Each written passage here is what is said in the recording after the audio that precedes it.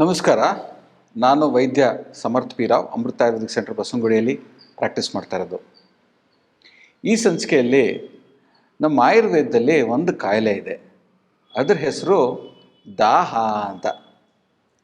ಈ ದಾಹ ನಾವೆಲ್ಲರೂ ಸಾಕಷ್ಟು ಜನ ಅನುಭವಿಸ್ತೀವಿ. ದಾಹ ಒಳಗಡೆ ಇರ್ಬೋದು ಅಥವಾ ದಾಹ ಈಚೆನೂ ಕೂಡ ಇರ್ಬೋದು. ಸುಡ ಸೆನ್ಸೇಷನ್ನು, ಫೀಲಿಂಗು, ಬಿಸಿ ಬಿಸಿ ಅನಿಸ್ತಾ ಇದೆ. ನಮ್ಮ ದೇಹದಲ್ಲೂ ಕೂಡ ಆಗ್ಬೋದು. ಹೊಟ್ಟೆಯಲ್ಲಿ ಆಗ್ಬೋದು, ಮೋಷನ್ ಹೋಗೋ ಜಾಗದಲ್ಲಿ ಆಗ್ಬೋದು, ಬಾಯಲ್ಲಾಗ್ಬೋದು, ಎದೆಯಲ್ಲಾಗ್ಬೋದು, ತಲೆಯಲ್ಲಿ ಬಿಸಿ ಅಂತ ಅನಿಸ್ತಾ ಇದೆ ಅಂತ ಆಗ್ಬೋದು, ನನ್ನ ಕೈ ಕಾಲೆಲ್ಲ ಬಿಸಿ ಬಿಸಿ ಆಗ್ತಾ ಇದೆ ಅಂತ ಹೇಳ್ಬೋದು, ಪಾದಗಳಲ್ಲಿ ಬಿಸಿ ಆಗ್ತಾ ಇದೆ ಅಂತ ಹೇಳ್ಬೋದು, ಕೈಯಲ್ಲಿ ಬಿಸಿ ಆಗ್ತಾ ಇದೆ ಅಂತ ಹೇಳ್ತಾ ಇರ್ಬೋದು. ಸೊ ಈ ಥರ ಸಾಕಷ್ಟು ಕಾರಣಗಳಲ್ಲಿ ಈ ದೇಹದಲ್ಲಿ ಬಿಸಿ ಸೆನ್ಸೇಷನ್ನು ಜಾಸ್ತಿ ಇದೆ. ಇದಕ್ಕೆ ನಾವು ಆಯುರ್ವೇದದಲ್ಲಿ ದಾಹ ಅಂತ ಕರಿತೀವಿ. ಈ ದಾಹಕ್ಕೆ ಬೇರೆ ಬೇರೆ ಕಾಯಿಲೆಗಳ ಕಾರಣ ಕೂಡ ಇರುತ್ತೆ. ಕೆಲವು ಆಹಾರಗಳ ಸೇವನೆ ಮಾಡಿದಾಗಲೂ ಈ ದಾಹ ಅನ್ನೋದು ಸಮಸ್ಯೆ ಬರುತ್ತೆ. ಈ ದಾಹ ಬಂದಾಗ ನಾವು ಏನೇನು ತಗೊಬಾರ್ದು ಅನ್ನೋದು ನಾನು ತಿಳಿಸ್ಕೊಡ್ತೀನಿ. ಮೊದಲನೇದಾಗಿ ದಾಹ ಆದಾಗ ತುಂಬ ಖಾರವಾಗಿರೋದು ಆಮೇಲೆ ಕಹಿಯಾಗಿರೋದನ್ನು ಜಾಸ್ತಿ ಸೇವನೆ ಮಾಡಕೂಡ್ದು. ಅದು ಪಿತ್ತ ಜಾಸ್ತಿ ಮಾಡುತ್ತೆ ನಮ್ಮ ದೇಹದಲ್ಲಿ. ಸೊ ಖಾರವಾಗಿರೋದು ಬಿಟ್ಬಿಡಬೇಕು. ಆಯುರ್ವೇದದಲ್ಲಿ ಸ್ವಾದ, ಆಮ್ಲ, ಲವಣ, ಕಟುತಿಕ್ತ ಕಷಾಯ ಅಂತ 6 ರಸಗಳಿದೆ. ಅದರಲ್ಲಿ ಕಟು ಹಾಗೂ ತಿಕ್ತ ರಸನ ಬಿಟ್ಬಿಡಬೇಕು. ಎರಡನೇದು, ಮಜ್ಜಿಗೆ ಬಿಡಬೇಕು. ಮಜ್ಜಿಗೆ ಸೇವನೆ ಮಾಡೋದು ಒಳ್ಳೆಯದಲ್ಲ. ಈ ಮಜ್ಜಿಗೆ ತುಂಬ ದಪ್ಪಕ್ಕಿರೋರು ತಗೊಳ್ಳೋದ್ರಿಂದ ಸಣ್ಣ ಆಗೋದಕ್ಕೆ ಅದಕ್ಕೆಲ್ಲ ಹೆಲ್ಪ್ ಆಗುತ್ತೆ. ಆದರೆ ಮಜ್ಜಿಗೆ ನಿಮಗೆ ದಾಹ ತುಂಬ ಇತ್ತು ಅಂದರೆ ಅದನ್ನು ಸೇವನೆ ಮಾಡಬಾರ್ದು.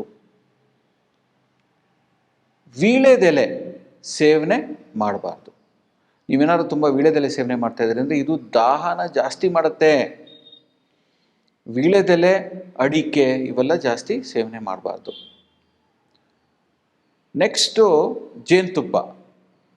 ಜೇನುತುಪ್ಪ ಒಂದು ಮಧುರ ರಸ, ಅದರ ಬೇರೆ ಬೇರೆ ರಸಗಳು ಕೂಡ ಅದರಲ್ಲಿ ಸೇರಿದೆ. ಯಾಕಂದರೆ ಈ ಜೇನು ಬೇರೆ ಬೇರೆ ಹೂಗಳಿಗೆಲ್ಲ ಹೋಗಿ ಅದರದ್ದು ಅಂಶನ ತೊಗೊಂಬಂದು ಒಂದು ಕಡೆ ಶೇಖರಣೆ ಮಾಡಿರುತ್ತೆ.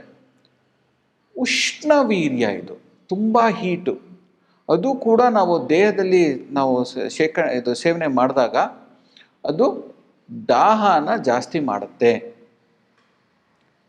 ದಾಹ ಅನ್ನೋದು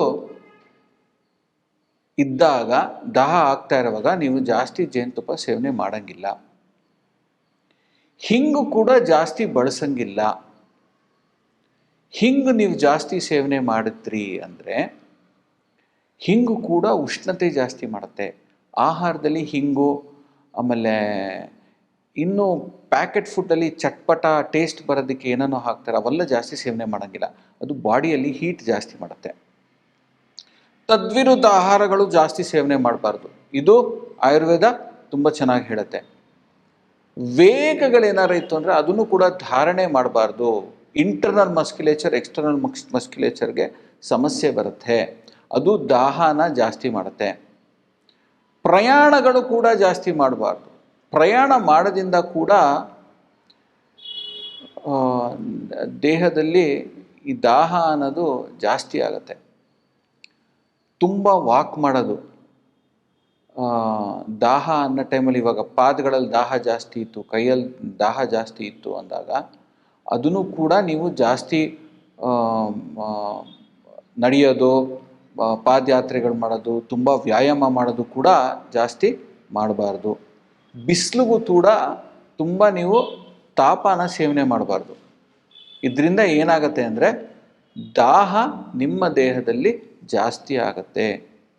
ಈ ದಾಹ ಜಾಸ್ತಿ ಆದಾಗ ನಿಮ್ಮ ದಾಹದ ಸಮಸ್ಯೆ ಬೇರೆ ಬೇರೆ ಕಾಯಿಲೆಗಳಿಗೂ ಕೂಡ ಮೂಲ ಆಗತ್ತೆ. ಈ ದಾಹದಲ್ಲಿ ಇವೆಲ್ಲ ಜಾಸ್ತಿ ತಗೊಬಾರ್ದು.